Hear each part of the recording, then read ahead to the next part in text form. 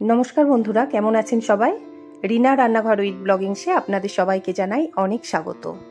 आज आमी एकटा चिकेनेर रेसिपि आपनादेर संगे शेयर करछि। कड़ाते सर्षेर तेल गरम करे निये दिये दियेछि गोटा गरम मशला।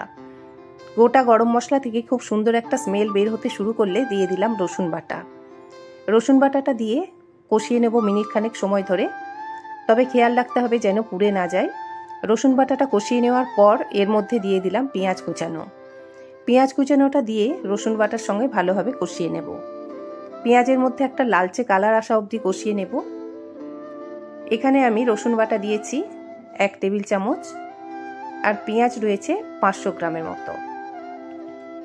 পেঁয়াজটা আমার কষানো হয়েছে, দেখুন একটু লালচে কালার এসে গেছে। এবার এর মধ্যে দিয়ে দিলাম একটা কেটে রাখা টমেটো আর 3টে চেরা কাঁচা লঙ্কা।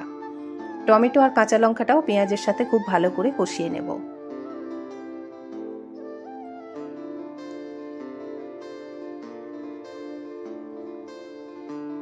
ভালো করে কষানো আমার হয়ে গেছে। এখন এর মধ্যে আমি দিয়ে দিলাম আদা বাটা। এখানে 1 চা চামচের মতো আদা বাটা রয়েছে। আদা বাটাটা দিয়েও আমি মশলার সাথে খুব ভালো করে কষিয়ে নেব। খুব ভালো করে মশলা কষানো হয়ে গেছে। এখন এর মধ্যে আমি দিয়ে দিলাম 1/2 চা চামচ হলুদ গুঁড়ো, 1/2 চা চামচ লঙ্কার গুঁড়ো আর 1 চা চামচ কাশ্মীরি লঙ্কার গুঁড়ো। এখন মশলাটা অল্প একটু জল দিয়ে ভালো করে কষিয়ে নেব।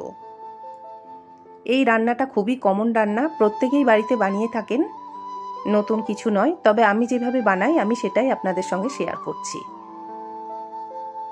মশলাটা খুব ভালো করে কষিয়ে নিতে হবে। মশলা যত ভালো কষানো হবে তত স্বাদ কিন্তু ভালো হবে রান্নার, এটা সবাই জানেন। দিয়ে দিলাম পরিমাণ মতো নুন আর দিয়ে দিলাম অল্প একটু চিনি। এখন নুন আর চিনিটা খুব ভালো করে মশলার সাথে মিশিয়ে নেব। অনেক সময় যখন তেলটা গরম হচ্ছে সেই সময়েও চিনিটা অনেকে দিয়ে থাকেন যাতে কালারটা ভালো হয়। আমি এখানে কাশ্মীরি লঙ্কার গুঁড়ো দিলাম কালারের জন্য, তাই চিনিটা পরেই দিলাম।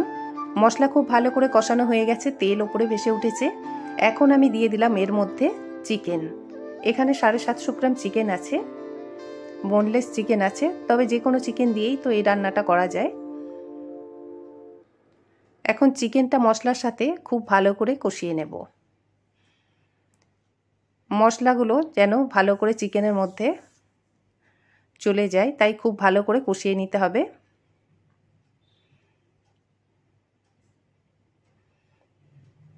মশলার সাথে চিকেন আমার খুব ভালো করে কষানো হয়ে গেছে। খুব ভালোভাবে মশলাটা চিকেনের মধ্যে চলে গেছে। এখন আমি কড়াটা ঢাকা দিয়ে 5-7 মিনিটের মতো রান্নাটা করে নেব।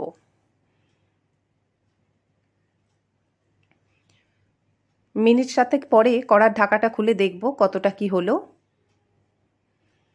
চিকেন থেকে বেশ কিছুটা জল বেরিয়েছে। এখানে আমি কোনো রকম জল ব্যবহার করিনি। এখন এর মধ্যে আমি দিয়ে দিলাম ভেজে রাখা আলু। নুন হলুদ মাখিয়ে আমি আলুগুলো ভেজে রেখেছিলাম। আলুগুলো দিয়ে চিকেনের সাথে খুব ভালো করে মিশিয়ে নেব। আবারও কড়াটা ঢাকা দিয়ে 15 মিনিটের মতো রান্নাটা করে নেব মিডিয়াম ফ্লেমে রেখে। 15 মিনিট হয়ে গেছে। 15 মিনিট পরে ফিরে এলাম। চিকেন আলু খুব ভালোভাবে সেদ্ধ হয়ে গেছে। রান্নাটা আমার হয়েই এসেছে।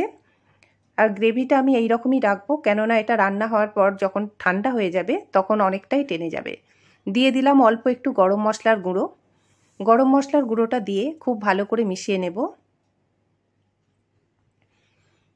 আমার রান্না একদম কমপ্লিট সার্ভ করার জন্য। তাহলে বন্ধুরা কেমন লাগলো আমার আজকের রেসিপিটা অবশ্যই আমাকে কমেন্টস করে জানাবেন।